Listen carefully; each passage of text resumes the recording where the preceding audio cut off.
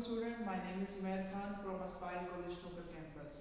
और आज हम लोग डिस्कस करेंगे law of conservation of energy को और देखेंगे किस तरीके से एनर्जी एक फॉर्म से दूसरी फॉर्म में कन्वर्ट होती है। तो what is law of conservation of energy? Law of conservation of energy है energy can neither be created not be destroyed but it can change one form to another form. Energy ना तो पैदा होती है ना ही फना होती है बल्कि एक हालत से दूसरी हालत में तब्दील होती है। तो इस चीज को आज हम प्रूव करेंगे कि कैसे एनर्जी जो है एक फॉर्म से दूसरी फॉर्म में कन्वर्ट होती है। तो इसके लिए हमारा आर्टिकल है inter conversion of kinetic energy and potential energy. इस आर्टिकल के अंदर हम देखेंगे कि एनर्जी जो है वो एक फॉर्म से दूसरी फॉर्म में कन्वर्ट होगी, लेकिन जो टोटल एनर्जी है वो हमारे पास क्या रहेगी? कांस्टेंट रहेगी। अब यहाँ पे एक सवाल पैदा होता है, अगर एनर्जी एक फॉर्म से दूसरी फॉर्म में कन्वर्ट होती है तो फिर हमें क्यों नए एनर्जी रिसोर्सेज की जरूरत पेश आती है? हम क्यों उसी एनर्जी रिसोर्सेज को दोबारा यूज नहीं कर लेते? फॉर एग्जांपल हमने 1 लीटर पेट्रोल जनरेटर में डाला और उसकी मैकेनिकल एनर्जी से इलेक्ट्रिकल एनर्जी हासिल कर ली। अब उस एनर्जी को हम दोबारा क्यों मैकेनिकल एनर्जी में कन्वर्ट नहीं कर पाते? दोबारा क्यों हमें पेट्रोल की जरूरत पड़ती है? हमें क्यों नए एनर्जी रिसोर्सेज की जरूरत पड़ती है? तो याद रखिएगा कि जब एनर्जी हीट एनर्जी में कन्वर्ट होती है और वो एनर्जी हमारे एनवायरनमेंट में चली जाती है तो हम अभी तक इस काबिल नहीं हुए हैं कि हम उस एनवायरनमेंट से उस एनर्जी को दोबारा कन्वर्ट कर सकें। तो जो energy in the form of heat हमारे एनवायरनमेंट में शामिल हो जाती है हम उस एनर्जी को दोबारा कन्वर्ट नहीं कर पाते, इसलिए हमारे लिए वो एनर्जी जो है वो क्या हो गई? जाया हो गई। लेकिन वो एनर्जी बेसिकली हीट एनर्जी में कन्वर्ट होकर हमारे एनवायरनमेंट में चली गई है, इसीलिए हमें नए एनर्जी रिसोर्सेज की जरूरत पेश आ रही है, क्योंकि जो एनर्जी हमारे एनवायरनमेंट में जाती है हम उस एनर्जी को दोबारा यूज नहीं कर पा रहे। तो अब हम डिस्कस करते हैं कि किस तरीके से एनर्जी जो है वो एक फॉर्म से दूसरी फॉर्म में कन्वर्ट होती है, लेकिन टोटल एनर्जी किसी भी पॉइंट के ऊपर क्या रहती है? कांस्टेंट रहती है। फॉर एग्जांपल हमारे पास एक बॉडी है जो कि अभी इनिशियली इस पॉइंट ए के ऊपर मौजूद है और इस पॉइंट ए के ऊपर इसकी हाइट कितनी है जमीन से h, और इस पॉइंट ए के ऊपर बॉडी इनिशियली जो है वो रेस्ट की हालत में, यानी कि इसकी इनिशियल वेलोसिटी कितनी है? 0। अगर इस बॉडी की वेलोसिटी 0 है तो इस पॉइंट के ऊपर बॉडी की काइनेटिक एनर्जी भी क्या होगी? 0 होगी, क्योंकि काइनेटिक एनर्जी जो है वो किस पर डिपेंड करती है? वेलोसिटी के ऊपर, और अगर वेलोसिटी 0 है तो काइनेटिक एनर्जी भी 0 होगी। उसके बाद अगर इस पॉइंट के ऊपर मैं पोटेंशियल एनर्जी कैलकुलेट करना चाहूँ तो potential energy is always measured with some reference point. Potential energy को मेजर करने के लिए हमें रेफरेंस पॉइंट की जरूरत होती है, और यहाँ पर देखिए बॉडी जो है जमीन से कितनी हाइट के ऊपर मौजूद है? h हाइट के ऊपर मौजूद है। तो यहाँ पर इसकी पोटेंशियल एनर्जी कितनी आएगी? यहाँ पर इसकी पोटेंशियल एनर्जी आएगी mgh। उसके बाद जब मैं इस बॉडी को यहाँ पे रिलीज करूंगा तो बॉडी डाउनवर्ड आएगी, और आपको पता है जब ये बॉडी नीचे मूव करेगी इसकी पोटेंशियल एनर्जी जो है वो किस में कन्वर्ट होना शुरू हो जाएगी? काइनेटिक एनर्जी में। और just before striking the ground, और जमीन से टकराने से पहले इसकी सारी की सारी पोटेंशियल एनर्जी किस में कन्वर्ट हो चुकी होगी? काइनेटिक एनर्जी में। तो यहाँ पर इसकी जो पोटेंशियल एनर्जी है इस पॉइंट सी के ऊपर, इसकी जो पोटेंशियल एनर्जी है वो पोटेंशियल एनर्जी मेरे पास कितनी होगी? 0। और जो काइनेटिक एनर्जी है वो काइनेटिक एनर्जी कितनी होगी? यहाँ पर इसकी काइनेटिक एनर्जी मैक्सिमम होगी, और ये वैल्यू क्या होगी? अभी हम लोग ये वैल्यू कैलकुलेट करेंगे कि यहाँ पर इस पॉइंट सी के ऊपर इसकी पोटेंशियल एनर्जी कितनी होगी। अब इन दो पॉइंट के ऊपर तो हमने पोटेंशियल एनर्जी और काइनेटिक एनर्जी कैलकुलेट कर ली। अब यहाँ पर हम लोग एक और पॉइंट चूज करते हैं कि जब बॉडी इस पॉइंट बी पर पहुंचेगी, ए से मूव करते हुए इस पॉइंट बी पर पहुंचेगी, तो इस पॉइंट के ऊपर भी हम इसकी काइनेटिक एनर्जी और पोटेंशियल एनर्जी कैलकुलेट करेंगे, और यहाँ से देखेंगे क्या यहाँ पर भी टोटल एनर्जी जो है वो सेम है जो कि पॉइंट ए के ऊपर थी। अब जब बॉडी इस पॉइंट ए से पॉइंट बी पर पहुंची तो इसने कितना डिस्टेंस कवर किया? बॉडी ने डिस्टेंस कवर किया x। तो अगर x डिस्टेंस कवर करके बॉडी यहाँ पर पहुंच गई है तो फिर बाकी डिस्टेंस कितना बच गया? तो बाकी डिस्टेंस फिर बॉडी का बच गया h माइनस x। अगर टोटल h है और ये डिस्टेंस x कवर कर लिया तो बाकी कितनी हाइट बच गई? h minus x। तो अब जब बॉडी यहाँ पर मौजूद है तो जमीन से कितनी हाइट के ऊपर मौजूद है? h minus x। अगर यहाँ पर इसकी पोटेंशियल एनर्जी कैलकुलेट की जाए तो पोटेंशियल एनर्जी कितनी आएगी? mg अब यहाँ पर हाइट h नहीं आएगी, बल्कि यहाँ पर हाइट आएगी h माइनस x। और यहाँ पर काइनेटिक एनर्जी क्या होगी, हमें अभी यहाँ पर इसकी काइनेटिक एनर्जी भी नहीं पता, हम लोग यहाँ पे भी इसकी काइनेटिक एनर्जी कैलकुलेट करेंगे और फिर यहाँ से इसकी टोटल एनर्जी कैलकुलेट करेंगे। मैं अब बारी बारी तीनों पॉइंट्स के ऊपर काइनेटिक एनर्जी और पोटेंशियल एनर्जी कैलकुलेट करूंगा और यहाँ पर टोटल एनर्जी इनकी कैलकुलेट करूंगा। सबसे पहले मैं पॉइंट ए चूज करता हूँ और पॉइंट ए के ऊपर मैं टोटल एनर्जी कैलकुलेट करता हूँ। तो पॉइंट ए के ऊपर हम जानते हैं कि पॉइंट ए के ऊपर काइनेटिक एनर्जी कितनी है, पॉइंट ए के ऊपर काइनेटिक एनर्जी 0 है। और पॉइंट ए के ऊपर पोटेंशियल एनर्जी कितनी है, पॉइंट ए के ऊपर पोटेंशियल एनर्जी है mgh। अगर यहाँ पर टोटल एनर्जी कैलकुलेट करनी है तो टोटल एनर्जी हमारे पास किसके इक्वल होती है, kinetic energy plus potential energy. अब काइनेटिक एनर्जी 0 है और पोटेंशियल एनर्जी कितनी है mgh। मैंने दोनों वैल्यू पुट कर दी, 0 प्लस mgh, तो टोटल एनर्जी मेरे पास कितनी आ गई, टोटल एनर्जी आ गई mgh। यानी इस पॉइंट ए के ऊपर बॉडी के पास टोटल एनर्जी कितनी मौजूद है mgh। अब मैं पॉइंट बी के ऊपर बॉडी की एनर्जी कैलकुलेट करूंगा और यहां पे देखूंगा क्या पॉइंट बी पर भी टोटल एनर्जी mgh की है। पहले मैं पॉइंट बी के ऊपर पोटेंशियल एनर्जी कैलकुलेट करता हूं। पॉइंट बी के ऊपर पोटेंशियल एनर्जी मेरे पास है mgh माइनस x। तो मेरे पास पॉइंट बी पर पोटेंशियल एनर्जी आ गई mgh माइनस x। यहाँ पर mg को पहले मैं h से मल्टीप्लाई करूंगा, फिर उसके बाद मैं mg को मल्टीप्लाई करूंगा x से।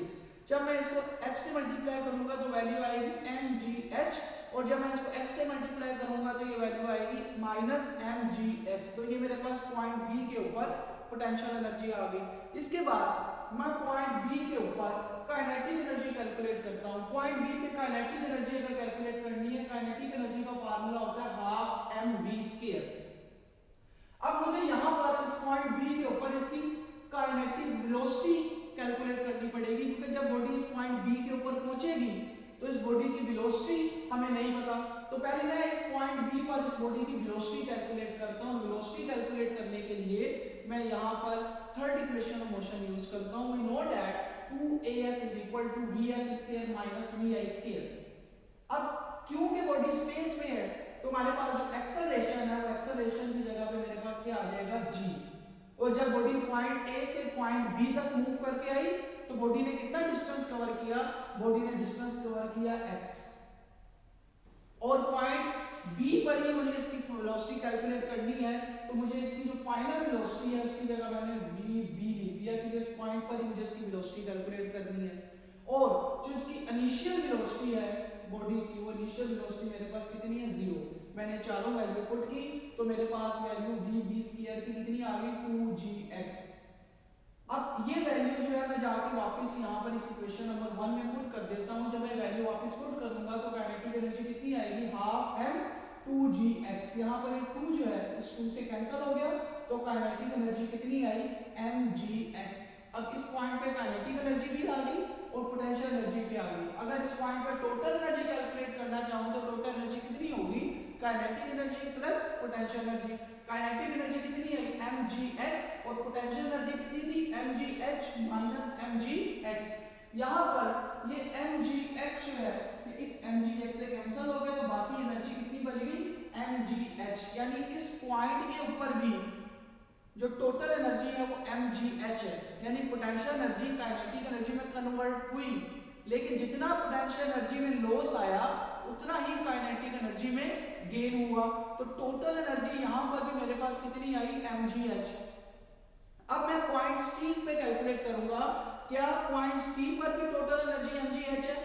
पहले मैं पॉइंट सी के ऊपर देखता हूं कि पोटेंशियल एनर्जी पॉइंट सी के ऊपर मेरे पास 0 है और पॉइंट सी के ऊपर काइनेटिक एनर्जी है हाफ mv²।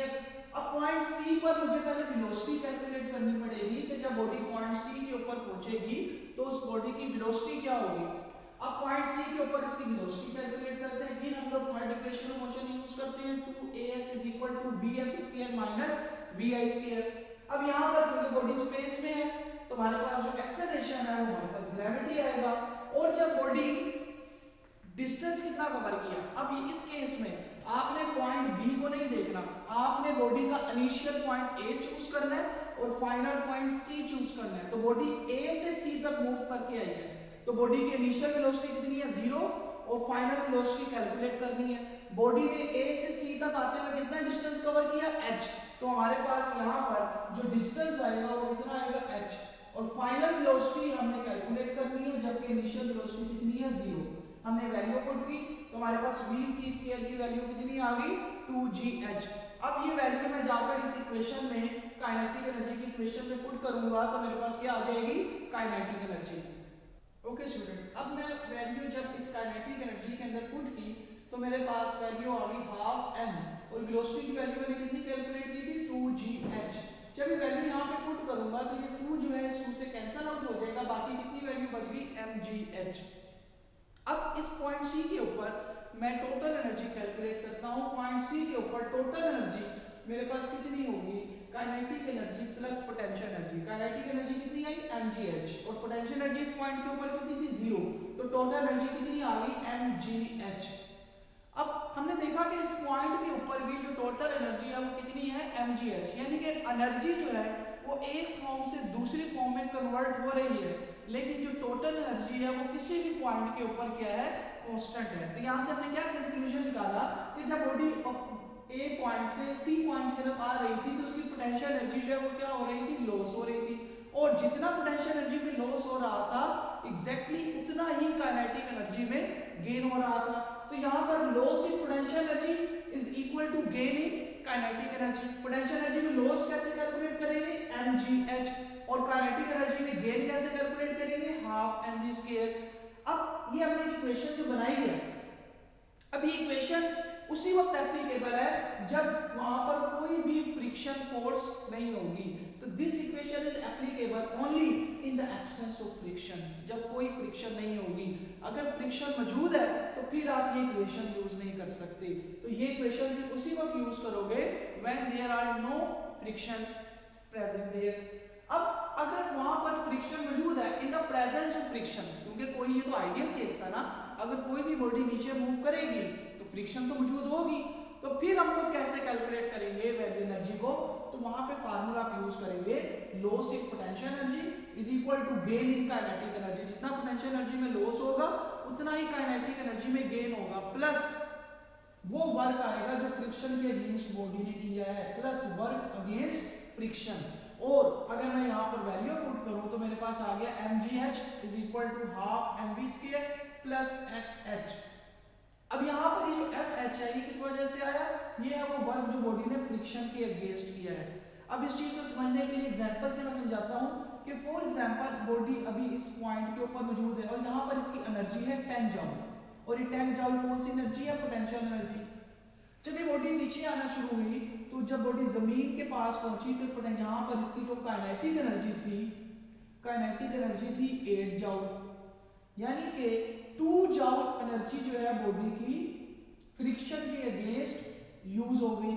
तो 2 जूल एनर्जी बॉडी की फ्रिक्शन के अगेंस्ट यूज हो गई। तो यहाँ पर अगर आप देखें तो पोटेंशियल एनर्जी है 10 is equal to kinetic energy है 8। अब यहाँ पर आप देखें कि पोटेंशियल एनर्जी 10 थी और काइनेटिक एनर्जी कितनी आई है 8, यानी 2 जूल एनर्जी यहाँ पर जाया होगी फ्रिक्शन के अगेंस्ट। तो अगर मुझे ये इक्वेशन को लिखना है, अभी देखिए 10 इज इक्वल टू 8, 10 8 के इक्वल है, तो ये इक्वेशन तो ठीक नहीं है।